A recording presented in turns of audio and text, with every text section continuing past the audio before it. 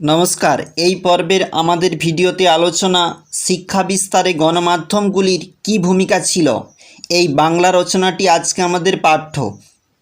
প্রথমেই চলে যাব রচনার শুরুতে একটি কোটেশানে। মানুষের মনের দীপ্তি আছে, তাই রোজ নক্ষত্র সূর্যমধুর। জীবনানন্দ দাশের এই কোটেশানটা রচনার শুরুতে দেওয়া যাবে।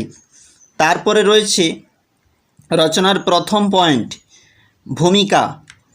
সভ্যতার অগ্রগতির সাথে মানুষের ব্যবহারিক জীবনে ঘটে চলছে নানা ধরনের পরিবর্তন।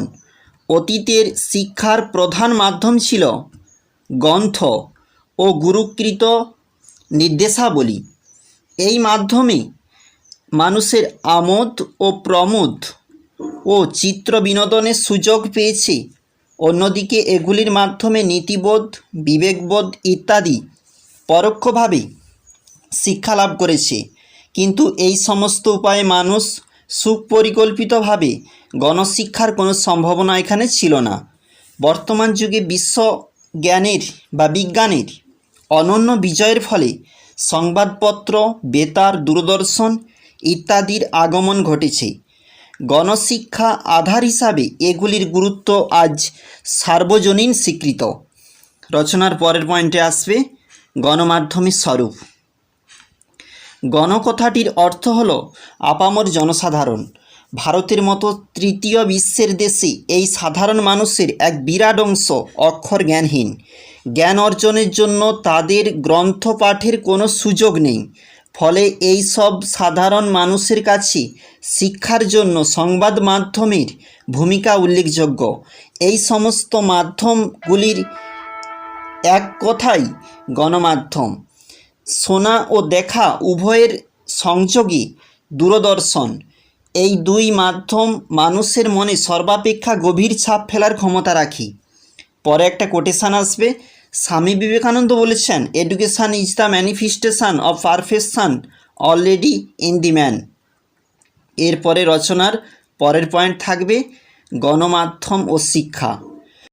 আমাদের তৈরি ভিডিওগুলির নোটিফিকেশান খুব দ্রুত পাওয়ার জন্য এখনই আমাদের চ্যানেলটিকে সাবস্ক্রাইব করুন এবং পাশে থাকা বেল আইকনটি প্রেস করুন ভিডিওগুলির নোটিফিকেশান খুব দ্রুত পাওয়ার জন্য।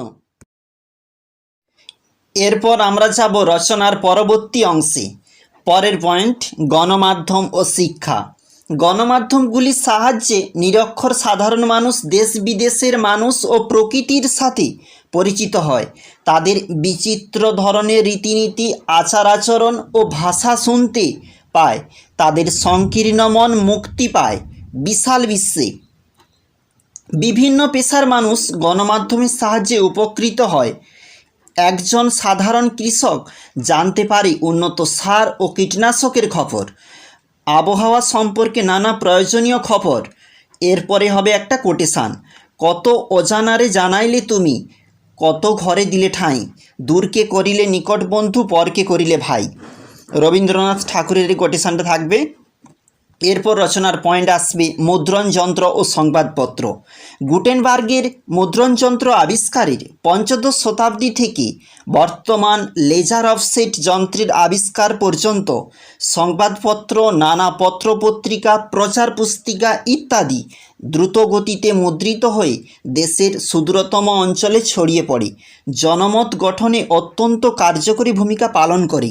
নেপোলিয়ন তাই বলেছিলেন, এক অক্ষহীনী সৈন্যদলের চেয়ে একটি বিরুদ্ধে মনোভাব সংবাদপত্র অনেক বেশি শক্তিশালী, এমনকি নির্বাচিত লোকসভার চেয়েও। It the people's parliament always in session. এরপরে অংশে যাব রচনার পরবর্তী পয়েন্টে, চলচ্চিত্র, বেতার ও দূরদর্শন। এখানে একটা কোটেশান আসবে শুরুতেই, চলচ্চিত্রের যে অন্য শিল্পে সাহিত্যের লক্ষণ আছে তাতে কোনো সন্দেহ নাই। সত্যজিৎ রায়ের এই কোটেশানটা এখানে লেখা হবে। জনমত গঠনের নবনব গণমাধ্যম সৃষ্টি করে পৃথিবীর দেশে দেশে বিপ্লব এনে দিয়েছে চলচ্চিত্র, বেতার ও দূরদর্শন। ঝড়ের গতিতে জনমত গঠনে আজ তাদের জুড়ি নেই।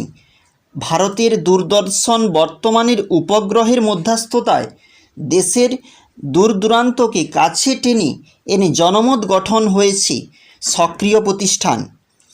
বেতারে কার সেতার বাজে, বাংলা খবর শেষ, শুনে শুনে পথ দিয়ে যায় মনসুরে রেস, অশোক বিজয় রাহা। রচনার পরবর্তী পয়েন্টে যাব। গণমাধ্যমের সীমাবদ্ধতা। গণমাধ্যমগুলির অবদান কার্যকরী হয় তখনই যখন পরিচালক মণ্ডলী জনদরদি, সৎ ও নিষ্ঠাবান হয়। সাধারণের সাথে অন্তরের সংযোগ অনুভব করতে না পারলে এ ধরনের শিক্ষা প্রয়োগের কোনো কর্মসূচি গ্রহণ করা সম্ভব নয়। লোকশিক্ষার ক্ষেত্রে পরিবেশনা, ভাষার ব্যবহার, বিষয় নির্বাচনের প্রশ্নটি অত্যন্ত গুরুত্বপূর্ণ। গণমাধ্যমগুলির এসব দিকেও নজর রাখা দরকার। সেই সাথে যুক্ত হওয়া দরকার রাজনৈতিক প্ররোচনা থেকে। নিরক্ষরতা অবশ্যই গণমাধ্যমের বিশ্বাসযোগ্যতাকে সুদৃঢ় করে। এরপরের অংশে যাব, আমাদের লাস্ট পয়েন্ট যেটা উপসংহার। নানা ধরনের সীমাবদ্ধতা থাকা সত্ত্বেও শিক্ষার ক্ষেত্রে গণমাধ্যমগুলির অবদান অনস্বীকার্য। ভারতের মতো উন্নয়নশীল দেশে গণমাধ্যমের ভূমিকা আরও এক শক্তিশালী হওয়া দরকার। যেহেতু টেলিভিশনের মতো শক্তিশালী মাধ্যমটি এখনও বহুলাংশে বেসরকারি নিয়ন্ত্রণের অধীনে, সেহেতু সব পক্ষকে এ ব্যাপারে সক্রিয় ভূমিকা নিতে হবে। এরপরে আমাদের আসবে শেষ কোটেশান রচনার। মানুষের অমাবস্যার বলে ঘন কুয়াশা অপসারিত হইবে এবং একদিন বিশ্বজগৎ জ্যোতির্ময় হইয়া উঠিবে। এটা ছিল আমাদের আজকের সংবাদপত্রের রচনা নিয়ে বিস্তারিত আলোচনা। শিক্ষা বিস্তারে কি গণমাধ্যমের ভূমিকা, সেটা নিয়ে আমাদের আজকের এই বিস্তারিত ভিডিওতে আলোচনা ছিল রচনা।